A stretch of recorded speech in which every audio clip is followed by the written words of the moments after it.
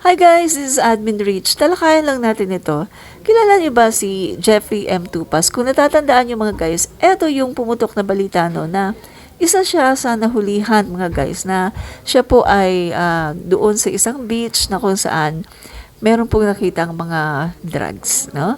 So, nasangkot po siya doon at ayon po doon sa mga witness doon ay nahulihan or nakitaan din po siya ng droga.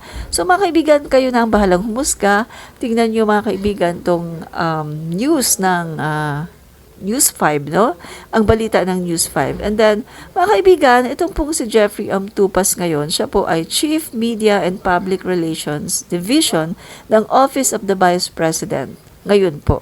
So, nung nahuli po siya, si Sara Duterte noon ay mayor pa lang ng Davao. At paalis po siya, no?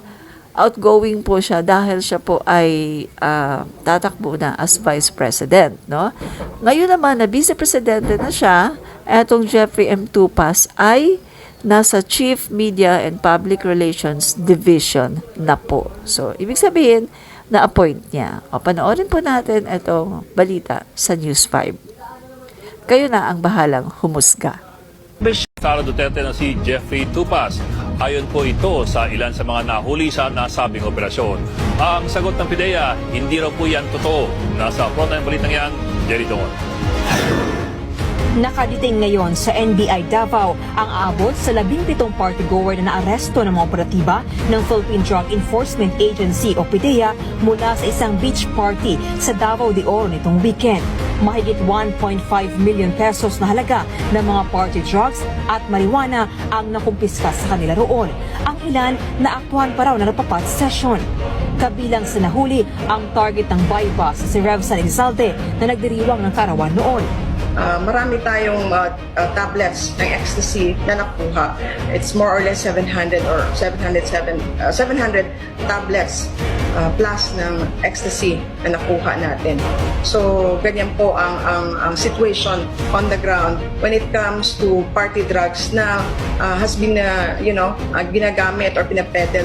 Naging kontrobersyal ang nasabing operasyon nang lumutang na isa sa mga dumalo sa nasabing beach party ay ang information officer ng Davao City na si Jeffrey Tupas. Sa isang text message, kinumpirma ni Tupas na nagpunta siya sa party.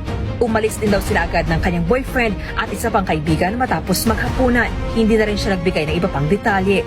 Pero taliwas ito sa pahayag ng mga nahuli sa buy bust. Sa panayam ng Newsline Philippines, sinabi nilang may mga nakuwang droga mula kay Tupas. Pero ibinukod raw siya ng mga tauhan ng PIDEA at kalaunan ay pinatakas. Ayon sa mo sa PIDEA, siya, sir, relax lang siya, kay visitor lang mo, sir. Ang ipanawag mo to ang main target. Mo, gibiling sa field, sila, gilahi sila. Oh, tapos ma'am, ang kato mga nakuha na na-confiscate ila Jeffrey Tupas ng mga kuan, gibutang sa mga front, gi-inventory. Pagdako ba siya, sir, stop mo ni Inday Sara, unsa ni sir, mo to gikuha siya pasulod. Mga kaibigan, nakita nyo na, diba? Yan pong Jeffrey M. Tupas na yan. Yan po yung dati na officer din ni VP Sara Duterte, nung mayor pa siya ng Davao. So nga mga kaibigan, ayon sa balita, inarbor. So, mga kaibigan, nakakabahala ito dahil parang ang nangyayari, kung totoo man ito mga kaibigan, ang nangyayari, katulad pala siya ng kanyang ama, na kapag kaibigan, aarborin. Alam naman natin na yun ang lumalabas diba sa mga investigation, sa mga reklamo kay RRD sa ICC. Diba? So, ano to? Bakit itong taong to ay nasa office of the Vice President? Tanong lang, nagtatanong lang po,